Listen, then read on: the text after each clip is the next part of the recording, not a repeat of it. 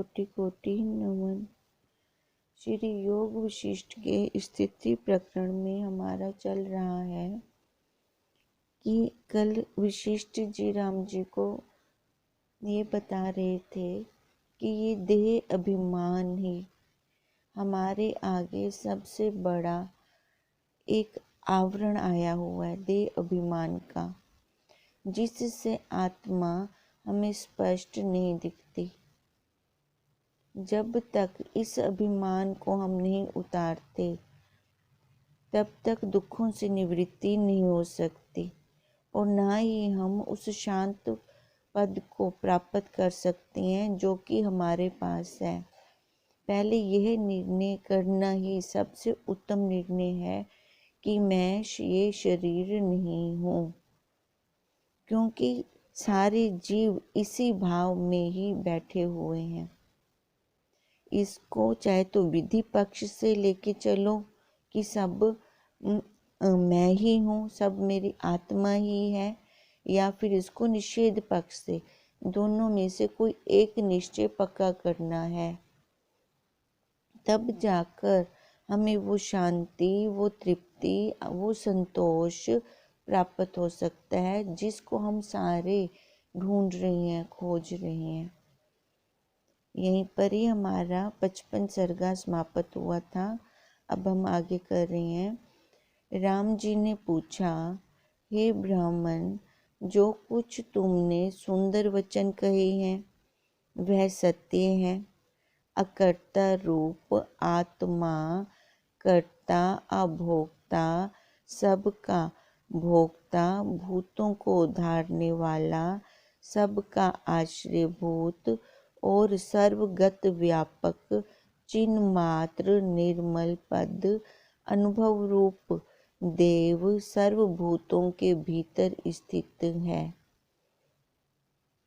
हे प्रभु, ऐसा जो ब्रह्म तत्व है वह मेरे हृदय में रम रहा है और आपके वचनों से प्रकाशने लगा है।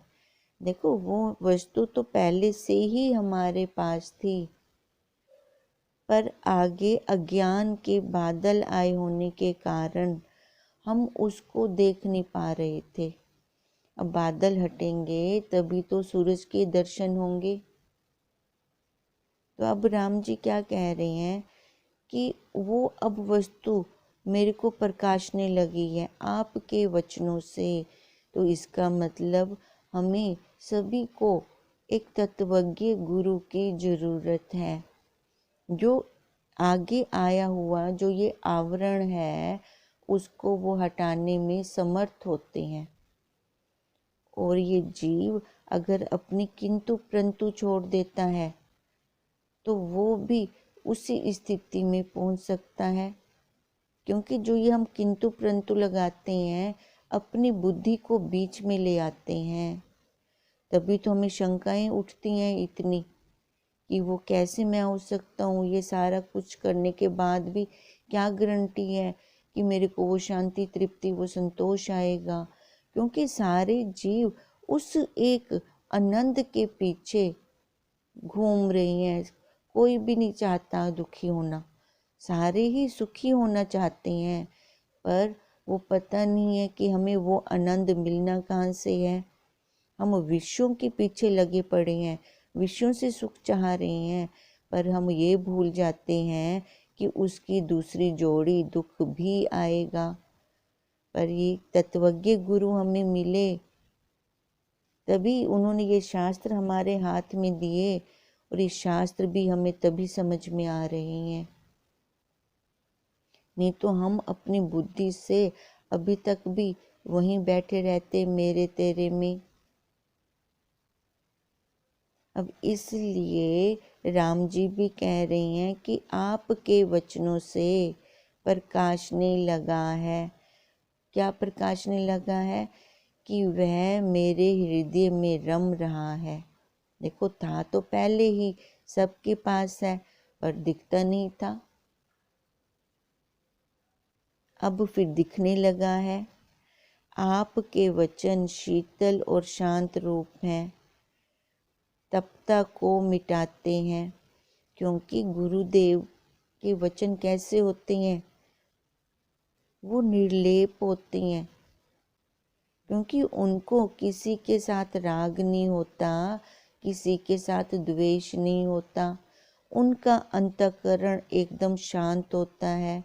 शांत अंतःकरण से जो भी वचन निकलते हैं वो इफ़ेक्ट करते हैं, जीवों के ऊपर अपना प्रभाव डालते हैं। क्योंकि जीव कहाँ बैठे होते हैं, अभी अपने अंतःकरण में राग द्वेष पर बैठे होते हैं। और हमारे गुरुदेव का अंतःकरण कैसा है, एकदम शांत तृप्त, कोई फुर्ना नहीं है, कोई उसके अंदर विकल्प नहीं है। जैसे वर्षा से पृथ्वी शीतल होती है, तैसे ही मेरा हृदय शीतल हुआ है। देखो, जब गुरुदेव अमृत वर्षा करते हैं तो उस अमृत वर्षा से तपते हुए हृदय शांत हो जाते हैं। जैसे वर्षा से पृथ्वी शीतल होती है, आत्मा उदासीन की न्यायी अनिच्छित स्थित है। उसके अंदर ये इच्छा नहीं है कि मैं इसको जलाऊंगा या इसको शांत करूंगा। ये तो जीव अपने ही भावों के साथ जल रहे होते हैं, अपनी पकड़ के साथ मर रहे होते हैं। हम लोग अपनी पकड़ के साथ एक को अच्छा मान रहे हैं, एक को बुरा मान रहे हैं। ये अब सामने वाले की नहीं है, ये हमारी मनोकामना है, मनोकल्पना है, ये हमारी मनोत है, ये हमने खुद कल्पना बनाई। नहीं तो उसका बनाया हुआ जगत किसी को सुख दे और किसी को दुख दे नहीं। उसके बनाए हुए जगत में सुखी भी तो हैं, आनंदवान भी तो हैं, और जो दुखी हैं उन्होंने अपना ही संसार अलग से बना रखा हुआ है। उसका बनाया जगत सबके लिए एक समान है। इसलिए कह रहे हैं कि आत्मा उदासीन की न्यायी अनिच्छित स्थित है, कर्तव्य भोक्तव्य से रहित है, सब जगत को प्रकाशता है और सब क्रिया उससे सिद्ध होती है। देखो, अब सबको प्रकाशने वाला कौन है? वही एक ब्रह्म सत्ता जो सबके अंदर है। पूरे जगत को वही प्रकाश रहा है। कल भी हम कह रहे थे कि सूरज अनिच्छित ही प्रकाश करता है, क्योंकि उसका प्रकाश, उसका स्वभाव क्या है? प्रकाशना। जो भी उसके प्रकाश में आएगा वो प्रकाशित होए बिना रह नहीं सकता, बच नहीं सकता। वो उसका स्वरूप दिखाएगा। अगर जीव भाव में बैठा है तो वही दिखा देगा, अगर ब्रह्म भाव में बैठा है तो उसको प्रकाश कर देगा। जैसे वो कर्तव्य भोक्तव्य से तो रहित है, सब जगत को प्रकाश रहा है, और उसके अंदर ये अहंकार भी नहीं होता सूरज के अंदर कि मैंने इनको प्रकाशा। उसका वो स्वभाव बन जाता है, स्वभाव ही होता है, बनता भी नहीं है। बनाते हम उसको हैं जो पहले ना हो, बाद में हमने उसको बनाया, और सब क्रिया उसी से ही सिद्ध हो रही है। सूरज का आना ही काफ़ी है। देखो, सबकी रूटीन शुरू हो जाती है, सबकी दिनचर्या शुरू हो जाती है। इस कारण कर्ता भी वही है और भोक्ता भी वही है। परंतु मुझको कुछ संशय है, उसको अपनी वाणी से निवृत्त करो।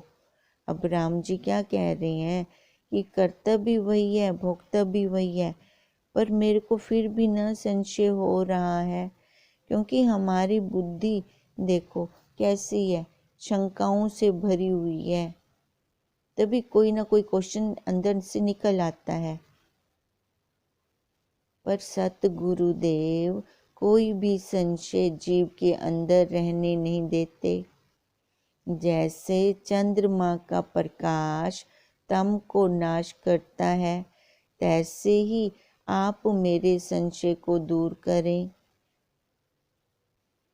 यह सत्य है, यह असत्य है, यह मैं हूँ, वह और है इत्यादि द्वैत कल्पना एक अद्वैत विस्तृत शांत रूप में कहाँ से स्थित हो गई, कहाँ से आ गई। अब राम जी का क्वेश्चन क्या है कि वो है तो एक अद्वैत, अद्वैत में तो मैं मेरा है ही नहीं, तो ये जीव जो मैं मेरे वाला है, तो उसमें ये कल्पना कैसे आ गई। आप कह रहे हो कि जीव भी वही ब्रह्म है, उसमें भी वही है। अब जो अद्वैत है तो उसमें ये द्वैत कल्पना कैसे आ गई उस अद्वैत विस्तृत शांत रूप में, क्योंकि जो ये द्वैत कल्पना है वो कैसी है, परिच्छिन्न। यह मेरा है, यह तेरा है, यह वह वाला है, मैं मेरे वाली है। और इसका दायरा देखो लिमिट में है, छोटा है। और आप कह रहे हो कि वो सत्ता तो अद्वैत है, द्वैत कल्पना से रहित है, विस्तृत है, शांत रूप है। पर मैं तो जहाँ देखता हूँ ये जीव जल रही हैं, तप रही हैं। अब वो शांत रूप आप कह रहे हो वो सत्ता सबके अंदर है, तो फिर ये जीव शांत क्यों नहीं हो रहा, कल्प क्यों रहा है। फिर जब वो सबके अंदर है तो ये जीव भी वही ब्रह्म रूप होना चाहिए था। अब राम जी ने ये क्वेश्चन किया है, निर्मल में मल कैसे हुआ। जो बिल्कुल प्योर है, जो एक भाव से भी ऊपर है, तो उसमें दूसरे की कल्पना कैसे हुई। वशिष्ठ जी बोले, हे राम जी, इस तुम्हारे प्रश्न का उत्तर मैं सिद्धांत काल में कहूँगा, अथवा तुम आप ही जान लोगे। देखो अब क्या कह रहे हैं राम जी को वशिष्ठ जी कि जो आपने ये क्वेश्चन किया है इसका उत्तर अभी नहीं दे रहे, ये कब देंगे, सिद्धांत काल में। देखो जब हम गुरुदेव के पास गए तो हम कैसे गए थे, शंकाओं से भरे हुए गए थे। ये संसार हमारे अंदर रच्चा पच्चा था। हमने गुरुदेव को बोला कि हमें ये दुख देते हैं, ये दुख देते हैं, ये दुख देते हैं। तो उस टाइम गुरुदेव ने हमारी सारी बात प्यार से ध्यान से सुनी। उस टाइम हमें ये नहीं बोला कि अरे तू गलत है, तेरा बीजा हुआ ये कर्म सामने आया हुआ है। हमें नहीं बोला गुरुदेव ने, हमें क्या बोला, चुपचाप हमारी बात सुनते रहे और कहा हाँ तू सच्ची है। अगर उसी टाइम देखो, अब अगर कोई नया बच्चा मुड़कर आ रहा है तो उसकी सारी बातें एक तत्वज्ञ आराम से सुनते हैं, क्योंकि उनको पता है अभी ये शंकाओं से भरा हुआ है। अगर अभी मैं इसको यहाँ रोक दूंगा तो ये अपना उत्थान फिर से नहीं कर पाएगा, यहीं से इसका फिर से पतन होना शुरू हो जाएगा। क्योंकि हम सारे जीव क्या चाहते हैं कि हमारी हाँ में हाँ मिलाई जाए, जो मैं कह रहा हूँ वो सत्य है। पर गुरुदेव तो हमारी नस नस जानते हैं, रग रग पहचानते हैं। उस टाइम वो कुछ भी नहीं बोलते, क्योंकि अगर वो उस टाइम मुंह खोलेंगे, बोलेंगे कि यहाँ पर तू ही गलत है, तो वो बच्चा फिर वापस संसार में चला जाएगा। अब वो हिम्मत करके, भले उसको समझ में नहीं आ रहा, अपनी पकड़ अभी भी उसके हाथ में है, पर हिम्मत करके वो बैठा तो है, आया तो है, संशयों की निवृत्ति तो करना चाह रहा है। तो फिर देखो, जैसे वशिष्ठ जी कह रहे हैं राम जी को कि इसका उत्तर मैं सिद्धांत काल में कहूँगा। अभी गुरुदेव कहें भी उस काल में, तो भी ना वो जीव समझ नहीं पाएगा, क्योंकि उसकी अभी अपनी मान्यता है, अभी उसकी अपनी कुछ शेष पकड़ भी साथ में है, क्योंकि वो वर्तमान को अभी नहीं ले रहा, वो भविष्य को ले रहा है या भूत को ले रहा है। ऐसा होता तो ऐसे हो जाता, पर जो पॉसिबल ही नहीं है। वर्तमान में जीना है हमें।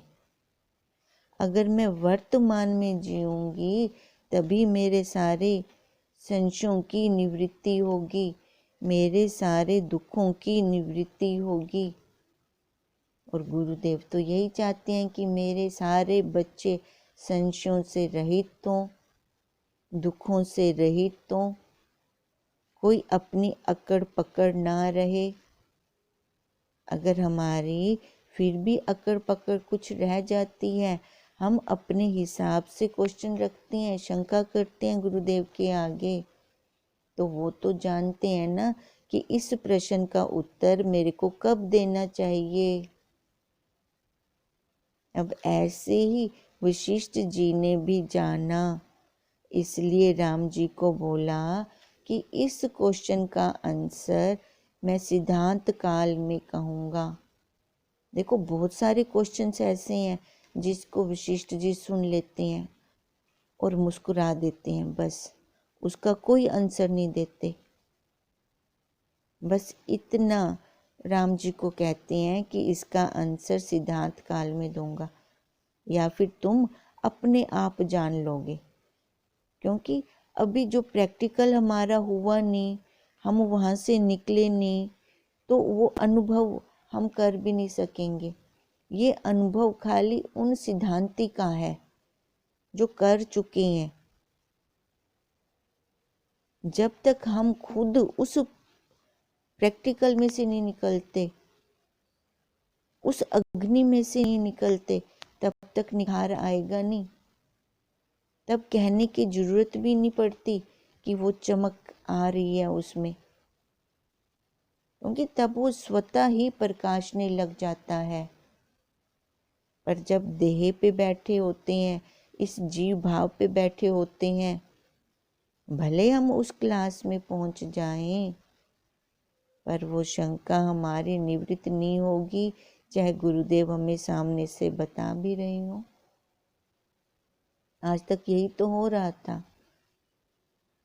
कब से हम श्रवण करते आ रहे हैं, पर अभी तक भी वो सुख दुख के थपेड़े लग रहे थे, खा रहे थे, क्योंकि हमने जो श्रवण किया उसका मनन नहीं किया, उसका निध्यासन भी नहीं किया, वैसे के वैसे ही रहे हम। अब इसलिए वशिष्ठ जी ने बोला कि ये हे राम जी, तुम्हारे इस प्रश्न का उत्तर मैं सिद्धांत काल में कहूँगा, अथवा तुम आप ही जान लोगे। हीरे को, सोने को जब चमकाया जाता है, अग्नि में तपाया जाता है, तब उसकी चमक अपने आप, उस पे निखार अपने आप आता है। फिर किसी को ये कहने की जरूरत नहीं पड़ती कि ये चमक रहा है। और तब जब तक वो अग्नि की भट्टी में से निकलता भी नहीं है, तब तक उस पे चमक भी नहीं आ सकती। अब अग्नि की भट्टी क्या है? अपने देह अभिमान को गलाना। अब जब तक इस देह अभिमान को हम गलाएंगे नहीं, तब तक वो चमक नहीं आ पाएगी। इस मोक्ष उपाय का, शास्त्र का सिद्धांत जब भली प्रकार तुम्हारे हृदय में स्थित होगा, तब तुम स्वयं ही जान जाओगे, तब इस प्रश्न के पात्र होवोगे। देखो, जब तक हम पात्र नहीं बनते तब तक गुरुदेव भी वो आंसर हमें उस काल में नहीं देते, बस सुन रहे होते हैं और मुस्कुरा रहे होते हैं, क्योंकि वो जान रहे हैं कि अभी भी अगर मैं ये आंसर दूंगा, इसको अभी जो ये देह भाव पे बैठा हुआ है समझ वैसे भी नहीं आएगी, और ये जरूर हो सकता है कि वो शंका करके फिर यहाँ से फिर दोबारा संसार में चला जाए। देखो, गुरुदेव हमारे लिए कई बार अपनी वाणी को विराम भी दे देते हैं, खाली मुस्कुरा देते हैं। अन्यथा योग्य ना होंगे। अब क्या कहते हैं, इस प्रश्न के पात्र होंगे, अन्यथा योग्य ना होंगे। उस अवस्था में अन्यथा प्राप्त नहीं होते। किस अवस्था में? सिद्धांत काल की अवस्था में। सिद्धांत काल, पहले भी हम बहुत बार कह चुके हैं कि सिद्धांत काल किसको कहते हैं? सिद्धांत अंत में जाकर जो सिद्ध होता है उसको सिद्धांत कहते हैं। जब ये जिज्ञासु, ये अधिकारी, ये मुमुक्षु साधना काल में तो पहले तप करता है, जप करता है, पुरुषार्थ करता है। देखो, ये साधना काल में कर रहा है, वो पुरुषार्थ कर रहा है, और साधना काल का किया हुआ पुरुषार्थ सिद्धांत काल में इसका स्वभाव बन जाता है। अब साधना काल में वो छोड़ता है, अपने विषयों को छोड़ता है, जीव भाव को छोड़ता है, जानकर छोड़ रहा है, काटता है वो। अगर उसके पास कोई भी शब्द ऐसे आ रहे हैं तो उनको वो काटता है। ये उसका पुरुषार्थ है कि ये शब्द मेरे को नहीं कहे गए, उनकी पहुंच कहाँ पे है? इस शरीर पे है, और ये शरीर मैं हूँ ही नहीं। देखो, अपने आप को वो शांत कर लेते हैं गुरुदेव की दी हुई युक्तियों से। वो सब उनको काट रहा होता है। अब जो ये साधना काल में जो ये पुरुषार्थ करता है सब विषयों को काटने का, देखो इसको हम तप भी कहते हैं। सिद्धांत काल में जो ये साधना काल में शिष्य ने तप किया, सिद्धांत काल में तप का फल क्या? वैराग्य उसको स्वतः प्राप्त हुआ। वो उसका स्वभाव स्वयं बन गया, फिर उसको वहां पे ये काटना नहीं पड़ता। अब हम अपना देखें कि हम क्या कर रहे हैं। हमें कोई सामने से कुछ कह रहा है, अभी भी हम उसको काट रहे हैं कि इसने मेरे को नहीं कहा, इसको कहा। देखो, हमारा इतना हो जाना चाहिए अब तक कि हमें काटने की जरूरत ही ना पड़े, हमें किसी की भी कोई भी शब्द ना लगे, या हमारा मन वो गंदे संस्कारों को उठाकर बार बार ना लेके आए। वो जीव काल का था ना ये संस्कार। अब तो मैं देखने वाला हूँ, अब तो मैं दृष्टा हूँ, मैं साक्षी हूँ। अब ये वृत्ति क्यों नहीं चलती? अगर वो देह भाव वाले संस्कार अब भी आ रहे हैं, वो तंग कर रहे हैं। देखो, जो संस्कार होते हैं ना वो वर्तमान के नहीं होते। संस्कार हमेशा भूतकाल के होते हैं, जो बीत चुके होते हैं वही संस्कार होते हैं। तो फिर ये जीव क्या पुरुषार्थ कर रहा है कि अभी तक भी उसके वही संस्कार पीछे वाले बार बार मन में आते हैं। तो अब इन संस्कारों को देखकर हम काटने, चलो जब जागो तब सवेरा, देखो अब हम इनको काट दें, अच्छी तरह से इन संस्कारों को अब हम काट दें, उनको उठने ना दें। आते हैं तो वहीं कुल्हाड़ा चला दें अपना। अब अगर वही कुल्हाड़ा वहाँ चला देंगे तो देखो ये मन शांत हो जाएगा। ये मन बहुत खराब है, ये किसी न किसी को पकड़ के हमारे आगे रख देता है, हमें शांति नहीं लेने देगा। नहीं तो इसकी चलेगी कैसे? ये अपना मन ये हमारे ऊपर अपनी चलाएगा कैसे? अगर हम इसको देखने वाले बन गए, इसको छोड़ने वाले बन गए, तो इसका तो कोई वजूद भी नहीं रहेगा। अब सारे अपनी पकड़ इतनी जल्दी जल्दी थोड़ी छोड़ सकते हैं। अब मन क्यों हमें छुड़वाने देगा? ये भी तो अपना प्रभाव देगा। पर हम जब एक बार दृढ़ता से कहते हैं कि मैं ब्रह्म हूँ, मैं साक्षी हूँ, मैं देख रहा हूँ, एक बार ये गदा जब मारते हैं मन को, तो मन दुबक के बैठ जाता है। फिर वो समझ जाता है कि अब मेरा सेठ पहले से बलवान हो गया है। पहले तो मैंने इसको नौकर बना रखा था, अब मेरी पेश नहीं आएगी इसके आगे, अब मेरी नहीं चलेगी। फिर वो नौकर बन के मन हमारी आज्ञा का पालन करता है। अब मर्जी हमारी कि हम सेठ बने कि हम नौकर बने। उस परमात्मा ने तो हमें सेठ बनाया है, नौकर हम खुद बने हैं। देखो वैसे हम बहुत मान अपमान में रहते हैं कि उसने मेरे को ऐसे बोला, उसने मेरे को ऐसे बोला, पर यहाँ पे शरीर के अंदर हम विषयों के नौकर बन के बैठे हुए हैं, तो यहाँ पे हमें अपना दिखाई नहीं दे रहा। सबसे पहले तो यही अपमान लगे कि हूँ मैं मनुष्य और बैठा कहाँ पे हूँ। तो यही जब तक हम नहीं देखते तब तक उस अवस्था को हम प्राप्त नहीं कर सकेंगे। पहले थोड़ा सा तो गुरुदेव को भी तो दिखना चाहिए, ये थोड़ा चल पड़ा है, थोड़ा पुरुषार्थ कर रहा है। नहीं तो क्या कह रही हैं वशिष्ठ जी, उस अवस्था में अन्यथा प्राप्त नहीं होते। फिर ये क्वेश्चन, ये शंका जो राम जी ने उठाई है, ये नहीं होगा, ये वाली प्रश्न ही नहीं उठेगा, ऐसी शंका ही नहीं होगी। हे राम जी, जैसे सुंदर स्त्रियों की सुंदर वाणी से सुंदर गीत होता है और उसके अधिकारी यौवनवान पुरुष होते हैं, तैसे ही सिद्धांत अवस्था में मेरे वचन के तुम अधिकारी होवोगे।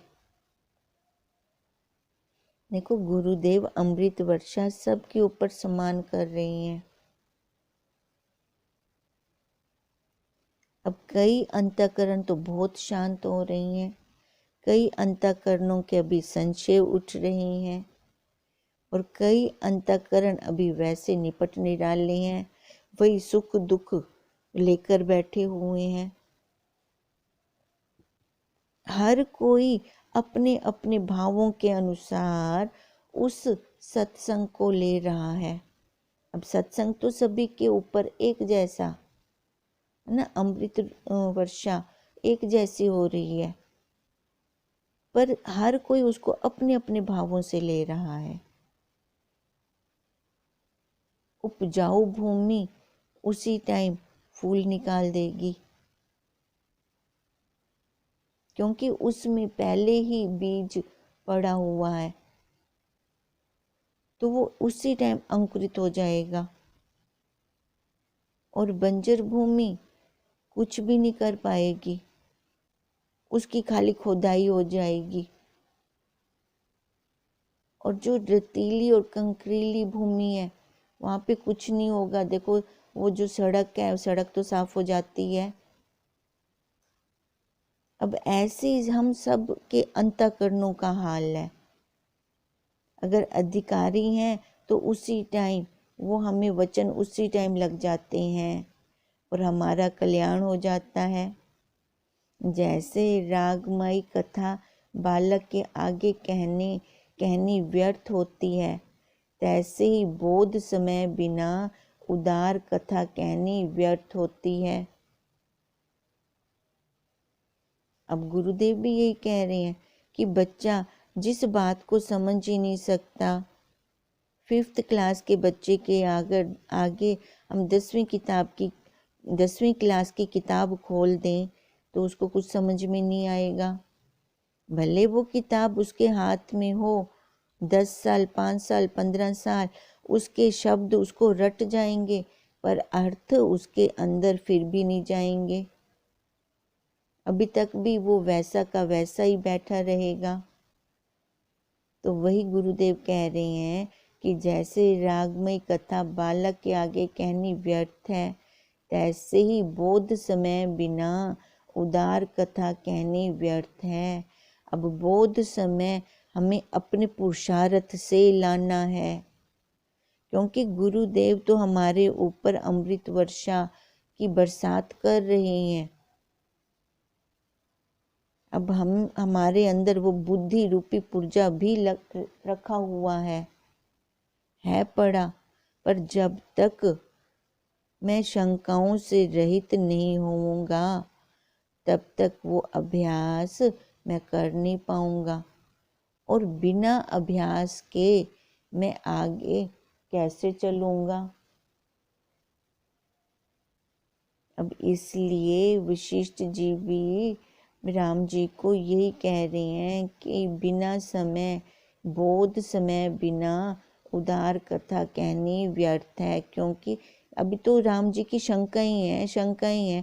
प्रैक्टिकल जब वो करेंगे, अभी तो क्वेश्चन के ऊपर क्वेश्चन करी जा रही हैं, जब वो प्रैक्टिकल करेंगे, उसको अपनी हड्ड बीती करेंगे, फिर जाके वो समझ पाएंगे, तभी वो बोध समय होगा हमारा। जैसे शरत काल में वृक्ष पत्र संयुक्त और बसंत ऋतु में पुष्प से शोभता है, तैसे ही जैसी अवस्था पुरुष की होती है तैसा ही उपदेश कहना शोभता है। देखो हमारी क्लास कैसी होती है कि सारे मिले जुले अंतःकरण होते हैं, बच्चे भी होते हैं, मध्यम अधिकारी भी हैं, उत्तम अधिकारी भी हैं, मध्यम अधिकारी भी हैं, निष्कृष्ट अधिकारी भी हैं। पर हमारे गुरुदेव सबको कैसे इकट्ठे लेकर चलते हैं, क्योंकि अब इतना टाइम नहीं है कि अलग अलग बच्चे के लिए अलग अलग क्लास लगाई जाए।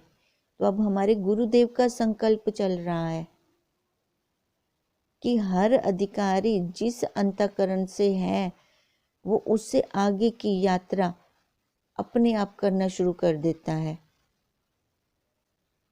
पर शर्त यही है कि उसका खुद का पुरुषार्थ साथ में चले, अपने पुरुषार्थ के साथ वो अपने आप, क्योंकि हम सारे साक्षी खुद हैं, हमारे मन में जो भाव आ रहे हैं उन भावों के साक्षी हम स्वयं जान रहे हैं। जितना हम अपने आप को जानते हैं इतना दूसरे वाला नहीं जानता, सामने वाला व्यक्ति नहीं जान सकता। तो अब हम अपने आप के साथ ईमानदारी करें। अपने आप के साथ अगर मैं ईमानदारी करती हूँ तभी मैं ये संसार है, ये चक्र है, यहाँ से निकल पाऊंगी, नहीं तो इसके अलावा और कोई यहाँ से निकलने का रास्ता भी नहीं है अपने पास। चाहे इसी जन्म में हम ये पुरुषार्थ कर लें, चाहे 20 जन्मों के बाद करें, करना तो हमें यही पुरुषार्थ ही पड़ेगा। अब देख लो, अब यही बार बार जो हमें गुरुदेव कहते हैं वही वशिष्ठ जी भी कह रहे हैं।